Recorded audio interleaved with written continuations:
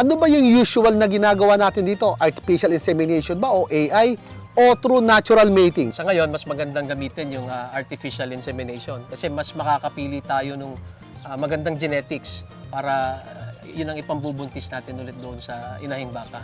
Paano? Sino ang kukontakin ko para makakuha ko ng marunong mag-AI at saan kukuha ng similya na ilalagay doon sa inahin? Ang similya lang gagalingan sa National Dairy Authority. Sila rin yung mismong pupunta para magsumpit ng baka ng inahin mo. Gaano ba kamahal yan, yung serbisyo niyan?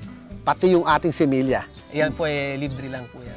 Aba, libre talaga inasuporta, ano? Ano yung minimum number na pwede kong pagsimulan ng inahin para ako makapagsimula ng kumikitang kabuhayan sa dairy farming? Yung number of heads na pagsisimulan mo is mga 10 inahin. From sa 10 inahin, medyo maganda na yung magiging kita mo. Kasi ang bawat inahin magbibigay yan ng 10 litro. So sa 10 is mga 100 liters ka rin a day. So yung 100 liters a day, marami-rami yan.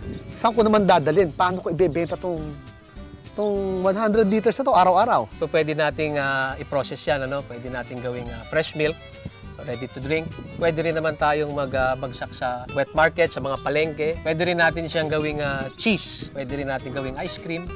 So talagang, at saka hindi, marami kasi yung requirement natin ng talaga ng gatas dito sa ating bansa. Ano ba yung kailangan ko ipakain? Yan sa ating mga ganitong baka para masigurado yung mag-average ng 10 litrong gatas ay bibigay sa akin araw-araw. So dito sa farm namin, nagbibigay kami ng grass at saka ng supplements at feeds. So yun, kumpleto. Kumbaga may electrolytes, may B-complex, di ba? Gaano bang karaming feeds? Ilang kilo ang ibibigay natin? On the average, 4 na kilong feeds sa isang baka kada araw. Ang ibibigay mo dyan na damo is around 25 kilos. So halimbawa, ano ba yung average na presyo ngayon ng ating gata sa merkado natin? Sa market natin ngayon, ang raw milk o uncooked milk is 30 pesos per liter. So meron kang 300.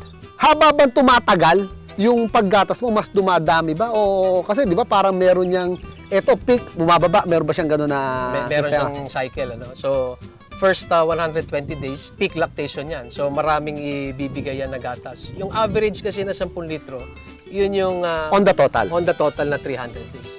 So pwedeng on the first few days mo, first 120 days mo, mga nagdo-12-13 ka, ganyan. 12-13 yan. So dito sa farm natin, ano yung pinakamataas natin na milk producer na? Meron kami dito, nagpo-produce ng 19 liters, isang baka, isang araw. Isang gatasan lang yun o umaga-hapon ang gatas natin? Umaga-hapon na yun, umaga-hapon na. Dami nun, 19 liters talagang, kaya napaka-vital talaga na yung maganda yung selection mo nung baka mo at maganda yung genetics mo. Napakarami na po natin na pag-usapan, napakarami na rin natutunan tungkol po sa dairy farming. Pero siyempre, meron pa rin mga katanungan tayo sa ating isipan. Andito, si King Carlos para po masagot yung mga katanungan na yan. King, sa kabala pwedeng makontak?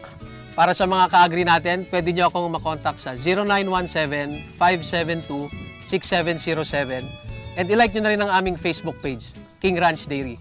Ayan po ang mga ka-agri, nagbigay na ng number si King. Tanong lang po tayo at sigurado ko, marami pa siyang maitutulong po sa atin. Muli po, Chari Cruz ng Candichin Farm, kasama pa rin si King Carlos para po sa Agrihan Tayo. Agri TV, hayop ang galing!